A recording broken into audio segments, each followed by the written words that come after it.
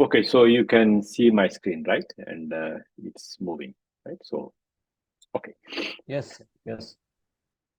So let's get started, and let's try to remember where we stopped in the last time, right? So I think I was trying to give you the introduction about the how the transactions and then I was about to give I was about to introduce the hash difficulty, right? So yes, so good. Okay.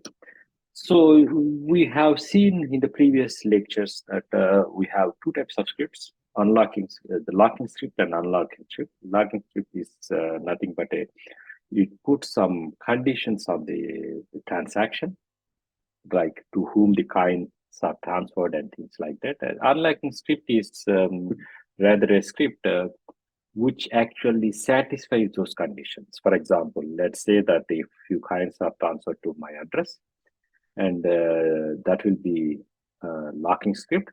So transferring to particular Bitcoin address is a locking script, right? And the unlocking script would be like when I want to spend these coins, I use my personal key to create a signature so that the matching private and public keys, uh, I produce a signature so that I satisfy the conditions, right? This we have seen in the previous classes and things like that. So we call them as script public key and script signature. So we have seen them in the Bitcoin transactions and things like that. And then I was also talking about when we receive a new transaction, what kind of checks do we perform, or you can say what kind of checks normally the miners will perform. So there are many checks. I don't need to go to all of them, but there are some kind of checks to make sure that the transaction is valid, not only double spend, but the transaction is valid. And I'm also bringing you to your notice about this coin-based maturity. For example, let's say that we are trying to spend a coin which you got in the one of the recent blocks. That is not allowed. At least we need to wait for the new coins to be spent. We need to wait at least for 100 confirmations. That means, let's say that we got coins in the block 100, right? So let us say that I got coins in the block 100. Then I need to wait till block number 200 to spend these coins. The reason is, you will also see when we discuss about the consensus algorithms. Bitcoin, it has a probabilistic finality consensus algorithm. What does it mean? So there is no absolute consensus achieved during the process, but the consensus always be probabilistic in the sense that, okay, because the way the architecture is, you might end up with the different blocks producing at the same time, and which can lead to different branches of the blockchain. And then at some point of time, you might have two branches of the blockchain, two branches of the Bitcoin claiming to be the longest chain. And based on the conditions, you don't know which chain will persist, right? So that's why we call this as the probabilistic finality. Again, when we look into the consensus algorithm, we'll see how we resolve these the conflicts, you can say, and stuff like that. So that is the reason why the new coins, they can only spend after 100 confirmations. So that means the longest chain has formed, and all the conflicts have been resolved and things like that. Okay, and then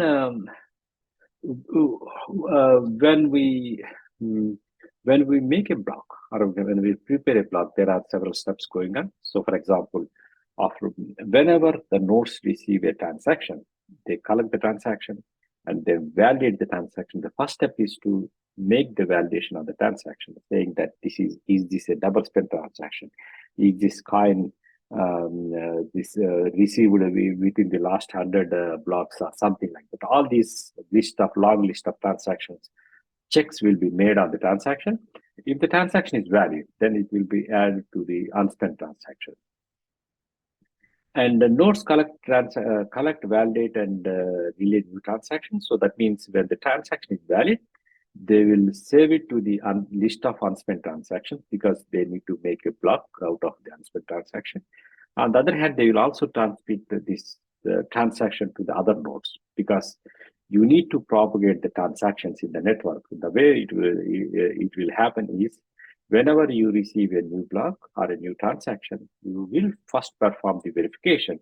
And if the verification is the correct, if the block or transaction is valid, then it will be sent to the next peer node. So that's why it's called the peer-to-peer network, right? So the peers have to transmit these transactions and blocks and things like that. And if the block arrives, it does the same thing. So then they will make all the checks on the block.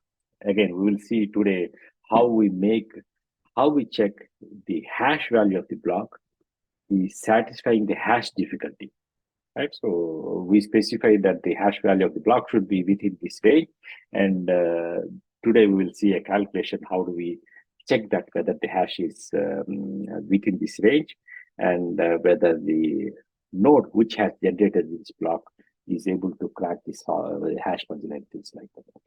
And when once the block is received, let's say that I'm a miner, I'm collecting all the transactions and putting them into the block and try to solve this hash puzzle.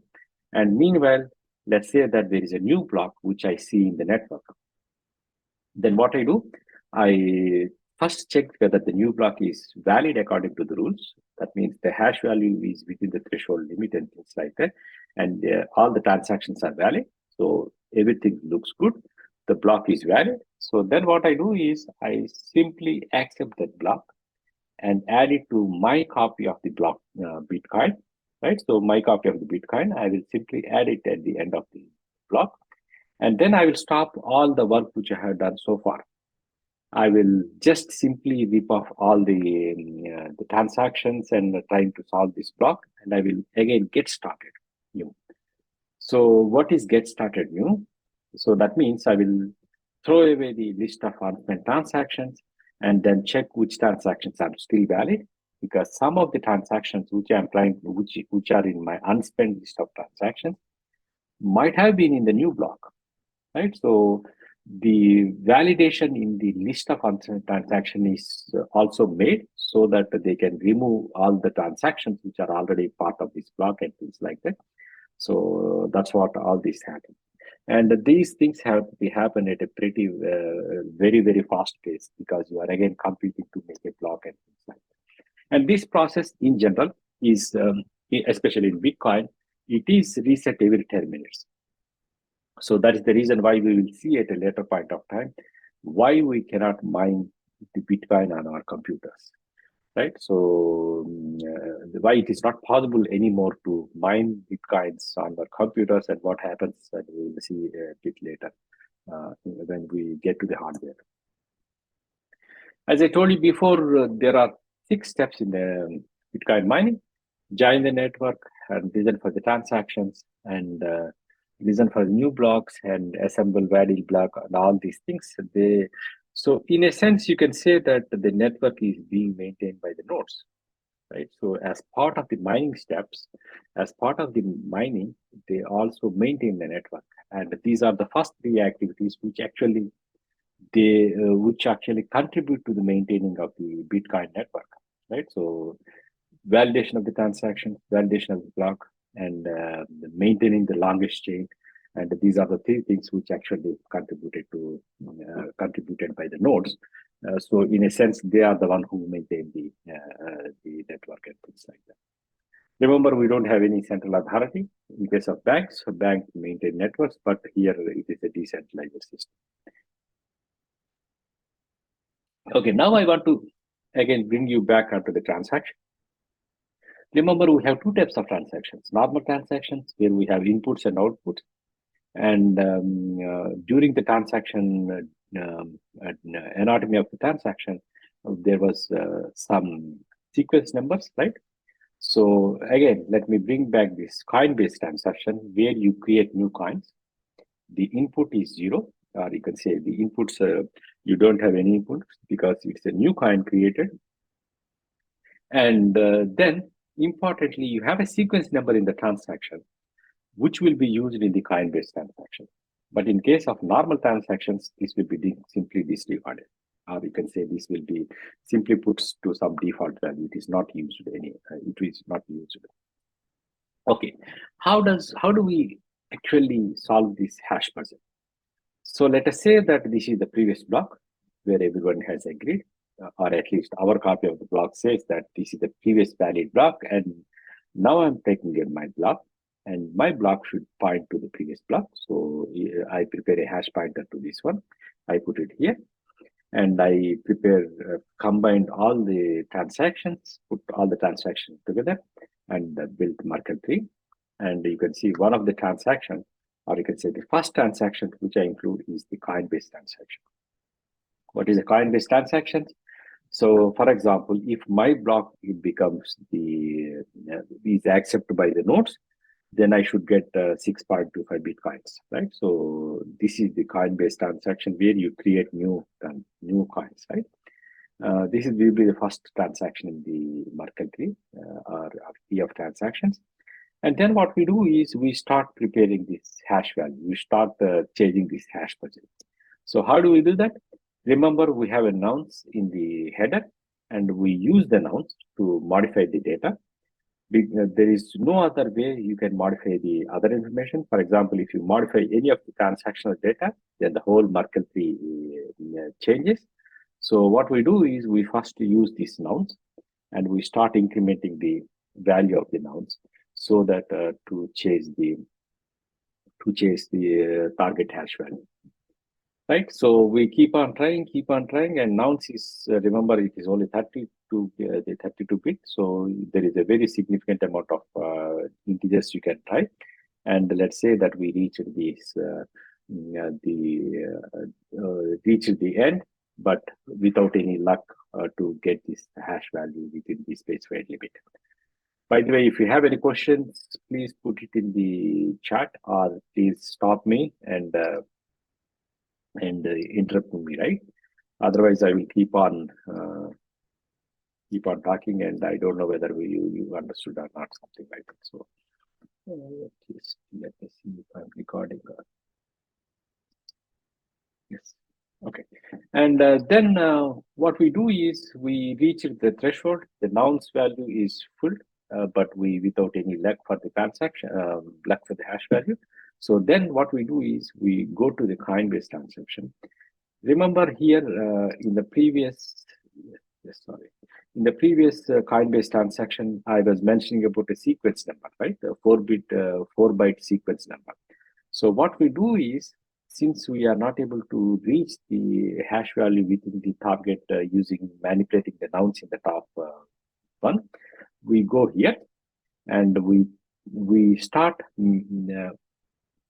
incrementing the nonce. So here is a question: what is the nonce exactly? So nonce is nothing but a number. So it's a 4-bit number. So basically, it is 0, 1, 2, 3, 4, right? So it's just an integer field. You can imagine that a short integer field in the Bitcoin block. So what do we do for? We just use 0 as the nonce first time, and then we put 0 in the nonce, and then we compute the hash value of the block, and check whether the hash value satisfies the target requirement. No, it doesn't. Then we will increment this 0 to 1, right? And again, you try like that. So basically, you will increment these nonce to different values so that you will try to achieve this hash value. So basically, as I mentioned you before, as I have shown you, MD5 the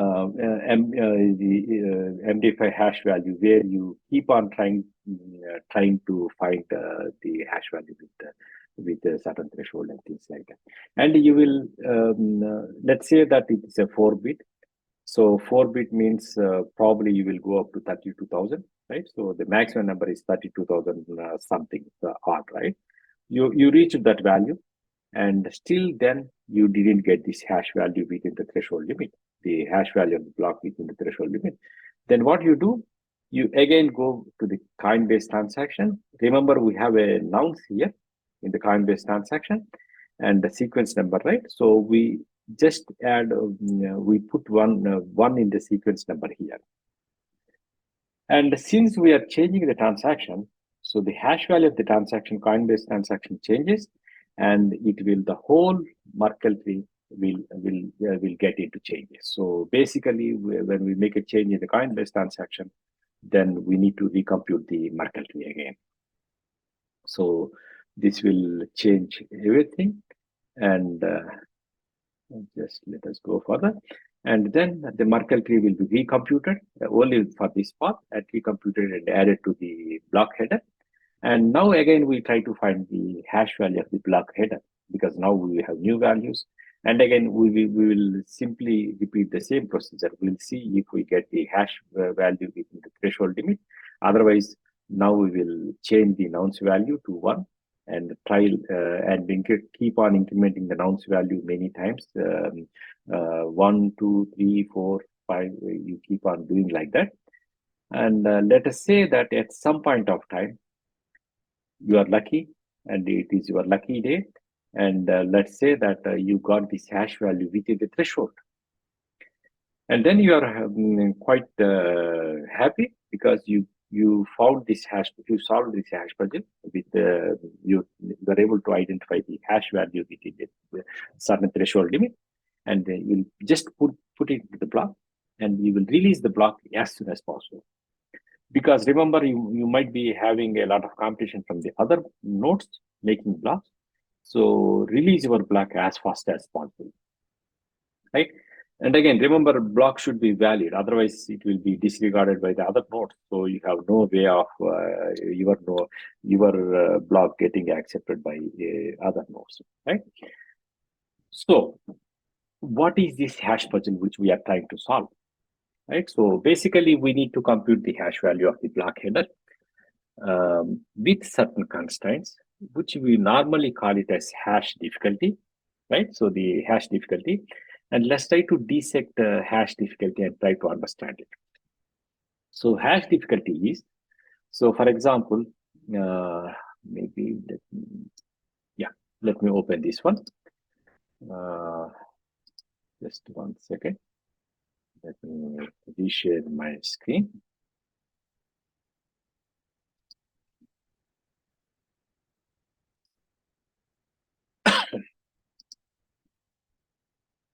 Okay, so basically, if you look into this, is a Bitcoin Explorer. Let's say this is the block which we are trying to do. So here you can see the bits. So this is the hash difficulty. That means how many number of trials you need to get to this hash and things like that. But this is the bits which I'm interested about. This is the target specification of the hash difficulty. So you can see here 419.668.748, right? So remember this number. This is specified as a number of bits and things like that. And let's go back to the slides and try to understand what this number is, right? Let me go back to the slides again.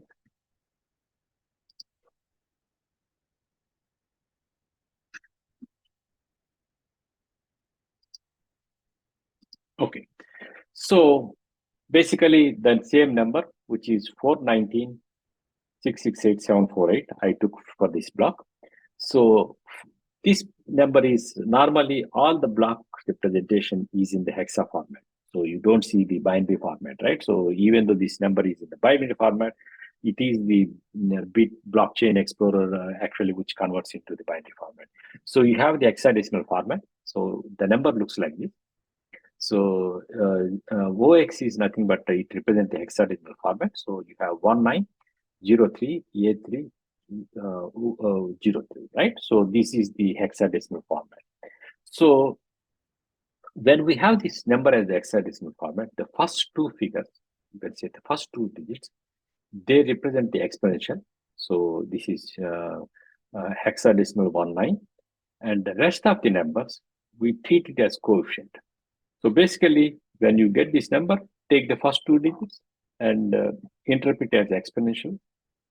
and take the rest of the bits, rest of the numbers, then you keep it as exponential, right? So the target hash difficulty is worked out by this formula. So you have the coefficient multiplied by 2 to the power of 8 and exponential minus 3, right? So basically, if exponential is 19, right? Remember, this is hexadecimal.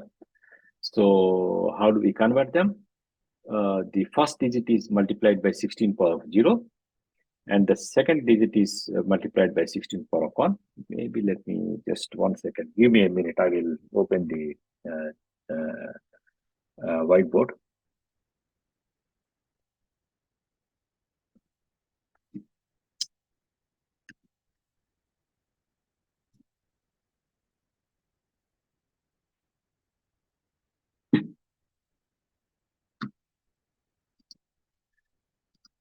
Okay, so let me share the whiteboard for a second. And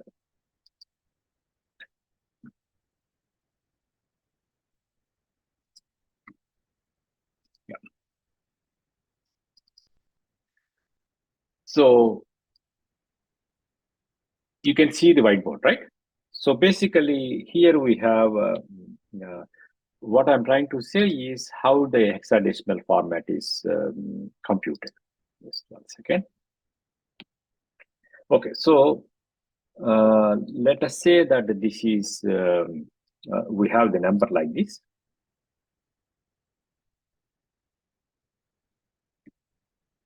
We have the number like this, and which will be converted into the hexadecimal format, right? So imagine that it is nothing but OX, which represents the hexadecimal value, and 190 and 3 and 30C, right? So we said that the first two digits is nothing but the coefficient. So coefficient is equal to, sorry, not the coefficient, it is the exponential. Exponential is equal to hexadecimal 19. How do we convert into decimal format? This is hexadecimal, so this will be nothing but 1 into 16 to the power of 1 plus 9 into 16 to the power of 0, right? 16 to the power of 0 is 1, 9 plus 16 into 116, so this is nothing but 25. Right, so this is how hexadecimal value will be converted. Similarly, we convert the coefficient value, which is nothing but this one. So the coefficient value is nothing but 0.3, yeah, 3 was 0.3, so which is converted into some value. Right, so you can see here the coefficient is this one, which is converted to 2388348, and then we try to compute this value. Right? What does it mean actually? It gives a pretty big number, no doubt about it. Then we convert into this hexadecimal format, and you will see that it looks like this. Maybe let me open my PyCharm project. I will show you the Python code so we can actually execute that one.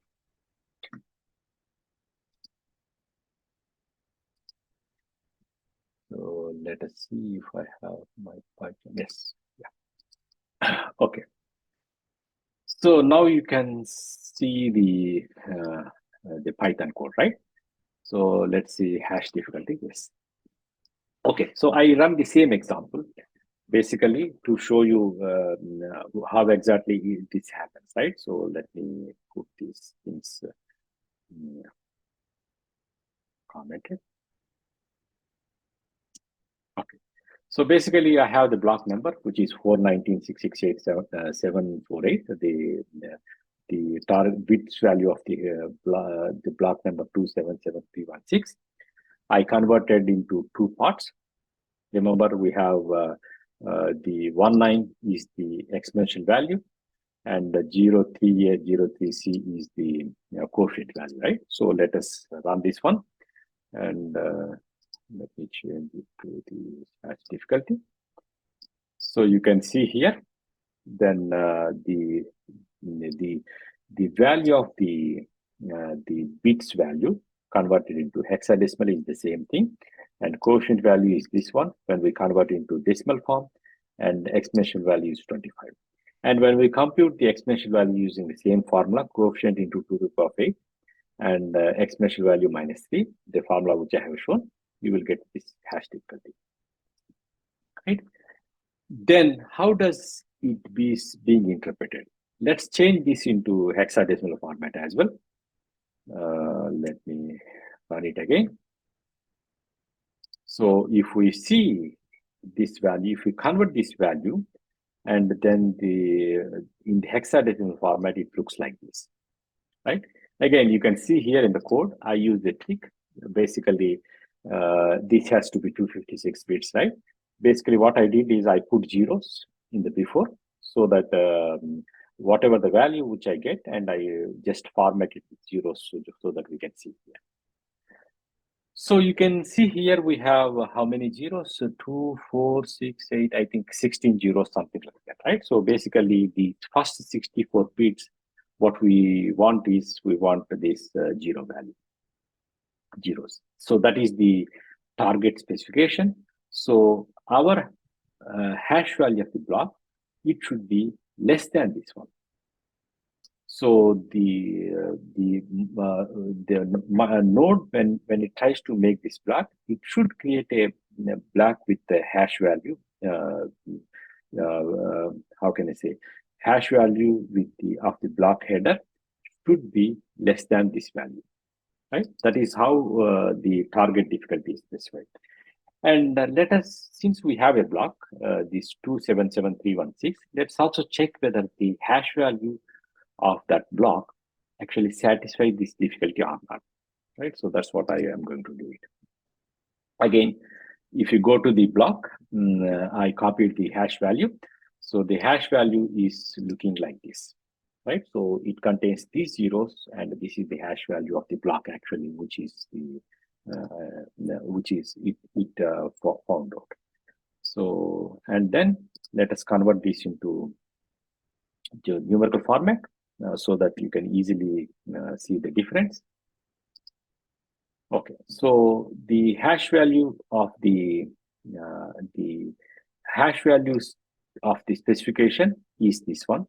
This is what we found out this is what we specified as the difficulty, and this is the hash value of the block, so which is actually found by the miner. So you can see here, this is less than the target difficulty, so this is acceptable, right? And you can also convert this into decimal format and see whether we are actually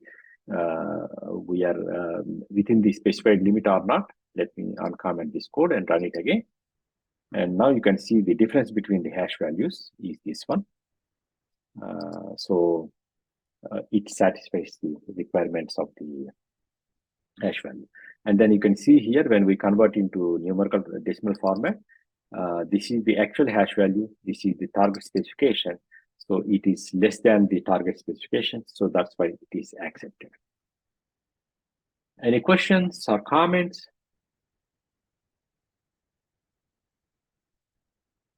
This is exactly what is happening in the miners nodes and things like that.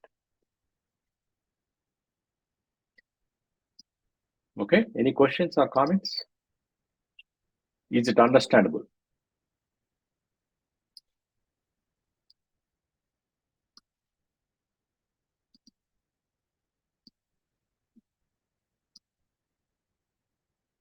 If you understand this, then you can do Bitcoin mining, right? So of course you need computing power and things like that, but yeah. So this is the only thing which matters. All other things are normally they can be easily compiled and made into block, but this is exactly where the difficulty comes.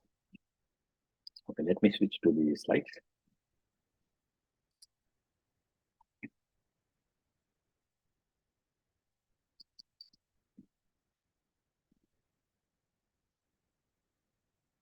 Okay, so No questions? Good. So let's proceed further. Yes. And yeah, this is how the calculation is done. Okay, let's try to understand what this hash difficulty means and how many number of tries you need to make, right? So for example, let's say that we take back in the 4 days of 20 to 14, the target difficulty was this is a 256-bit hash. The target difficulty was 64 bits of leading zeros, right? So which boils down to 16 leading zeros, right? And in order to achieve this one, so the number of possible combinations you have to work with is 2 to the power of 66 multiplied by 2. So that means you have to try this many trials to get a hash value satisfying this condition. Because remember, hash functions are puzzle friendly. So that means there is no other way you can get this hash value within the target specification. Other than that, just keep on trying, keep on trying. And how many times you have to try? And this big number, I don't know how to read it. So this is millions, this is billions, this is trillions. So around 100,000 trillion times you have to try to get this hash value. And again, if you take into the current day standards, I think I checked it in the March and things like that. What is the hash target difficulty and things like that, and then it is 78 plus bits of the leading zeros, which boils down to first 19 digits being the zeros. So, and what is the current difficulty? It is much bigger than number. So this is millions, billions, trillions. So I don't know how to read this number. It's trillions and trillions of trillions, right? So whatever may be, it's quite a big number. So that means you need to try several attempts to get into this target hash value.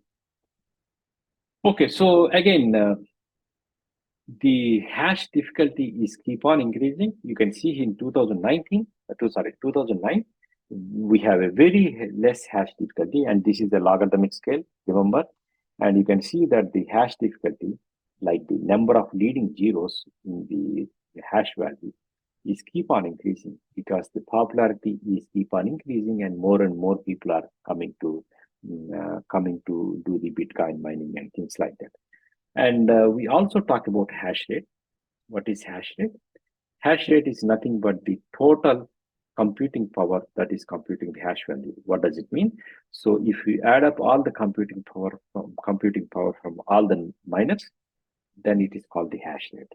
And it is measured in the number of hashes per second.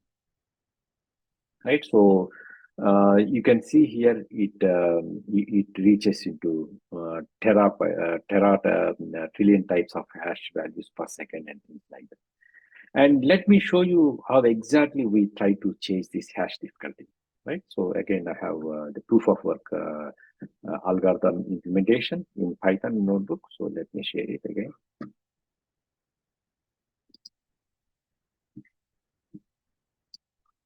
Okay, now let me share the.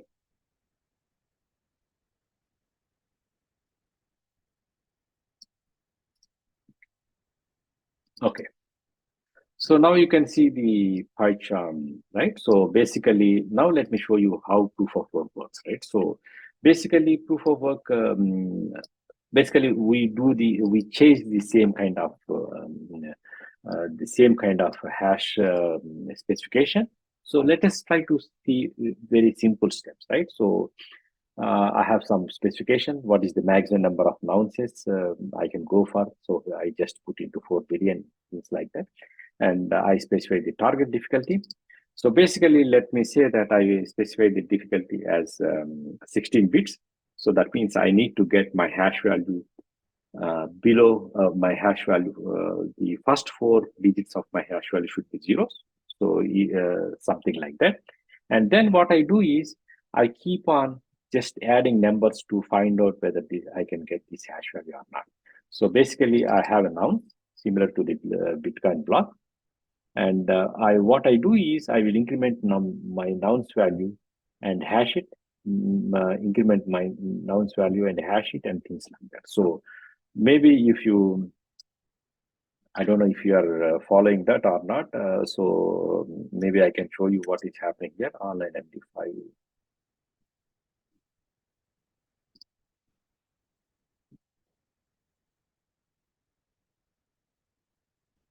Just 1 second. Yeah, let me share here. So basically,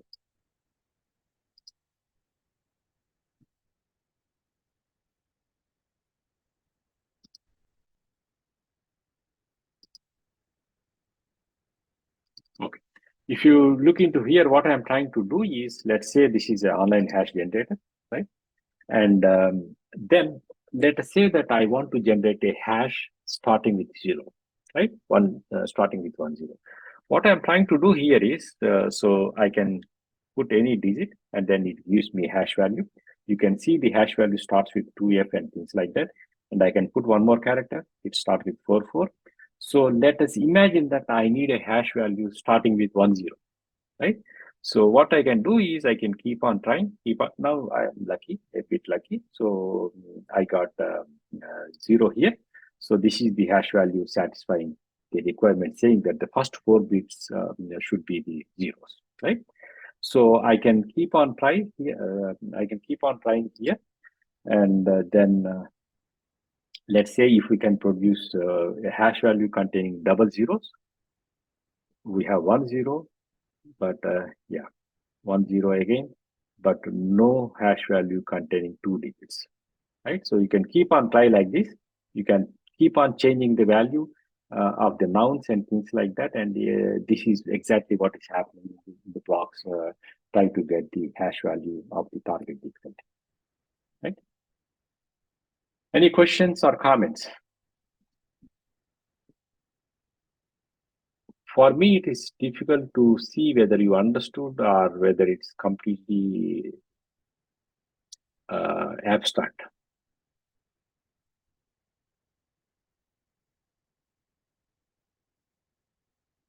Any comments or questions? Are you there?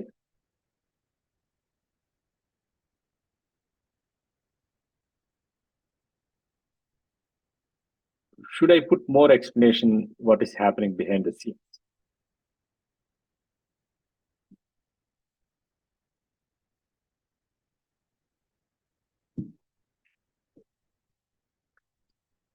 Okay, so let's switch to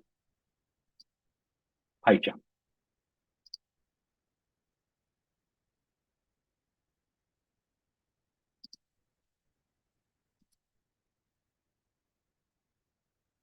Okay, so this is my proof of work algorithm. So basically what I'm trying to do is I'm trying to do the same thing, specifying that I specify certain hash value and I increment my these nouns, which is nothing but an integer. So basically I start with 0, I increment by 1 value and compute the hash value and again compute the hash value like that, right? So let me show you some examples. Basically, I try to do that, specify the hash value and specify the target and then try to achieve this value. And then I compute the total time required to make this computation and things like that. So let me start by some easy values so that we don't spend a lot of time. So first, let me say that I want to say 28 bits.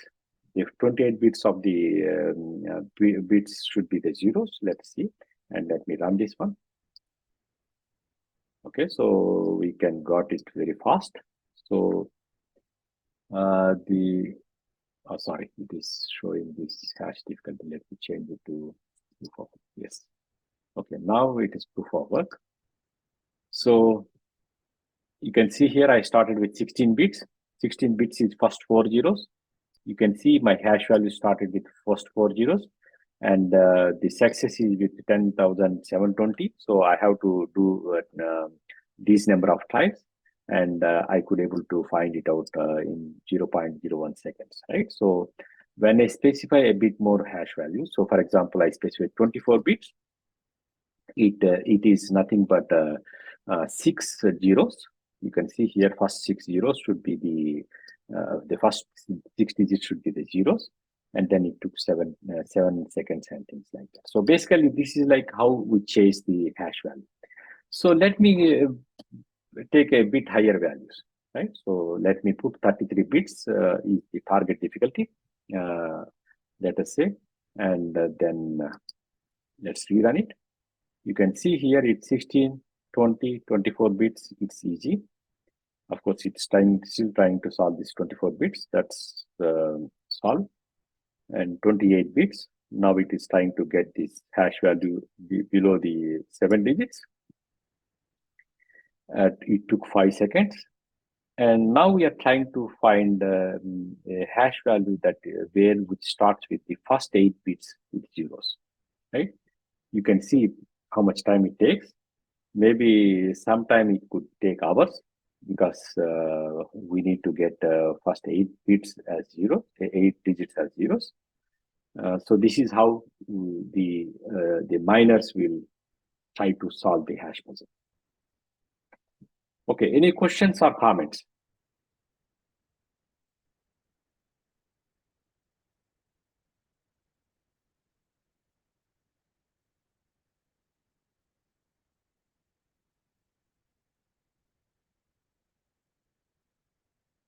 No questions?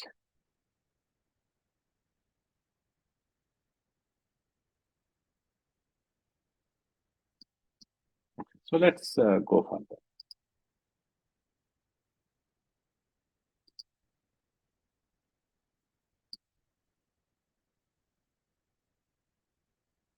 Okay, so then, yeah. So you can see the hash rate. Hash rate actually represents the total number of mining power, you can say mining power in the network, right?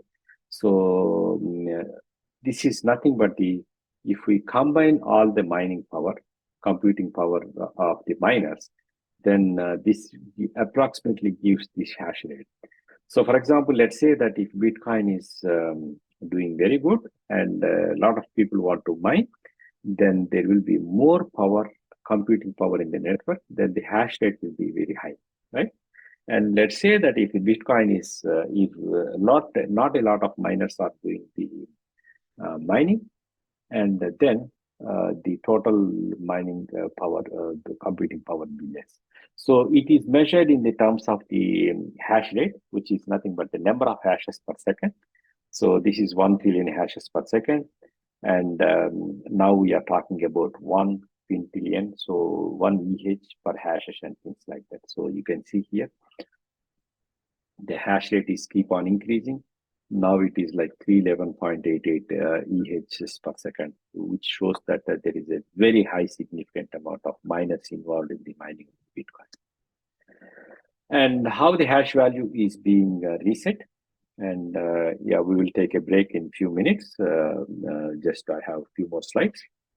So the hash difficulty, again, remember I was mentioning that Bitcoin, they follow one rule saying that the hash difficulty will be reset every 2 weeks. And based on the time taken for to create a new block, they will either increase or decrease the hash difficulty. So they use this formula. The next hash difficulty after 2 weeks is nothing but previous hash difficulty multiplied by 2 weeks, multiplied by the time taken to mine the last 2016 blocks. 2016 is nothing but the number of blocks that are produced in 2 weeks at one block for 10 minutes, right? So this is how it is calculated. If the blocks are produced at a faster rate, so then the time taken to create these first 2016 blocks will be less, and then the hash difficulty will go up, right? Let us say that the average time to produce a block in the last 2 weeks is more than 10 minutes. Then this value will be high and the hash difficulty will reduce. So this is the inversely proportional relationship between the time taken to create the blocks and the hash difficulty. So the total hash rate is around 300 quintillion hashes per second. So this is what is now in the Bitcoin network. And again, as I mentioned before, the hash, the time taken to create a block will be reset every 2 weeks. So now you can see here, this is the average hash time taken to create the block.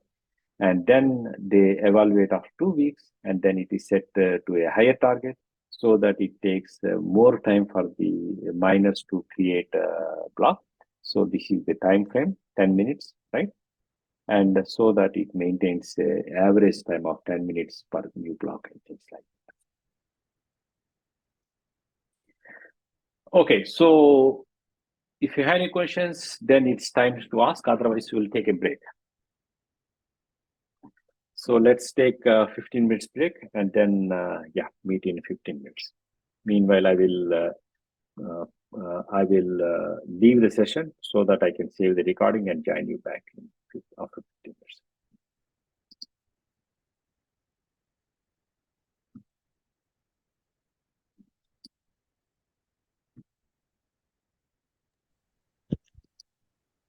Yes, Professor, I'll circulate the form for the attendance to the students. Yeah, Yes. sure.